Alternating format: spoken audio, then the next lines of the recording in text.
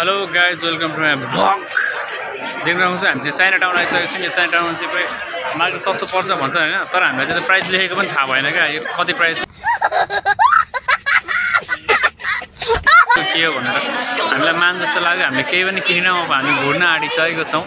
देख्न सक्नुहुन्छ यस्तो छ क्या यहाँनिर चाहिँ यहाँको बच्चाहरू यसरी स्कुल पढेर आउँदैछ होइन। हामी चाहिँ मद्रासी पारामा गइरहेछौँ। कता त्यता हो जोसम्म यस्तो छ। तपाईँहरूलाई म देखाउने छु होइन। चाइना टाउन यो चाहिँ हाम्रो योकामाको चाइना टाउन हो हुन चाहिँ है।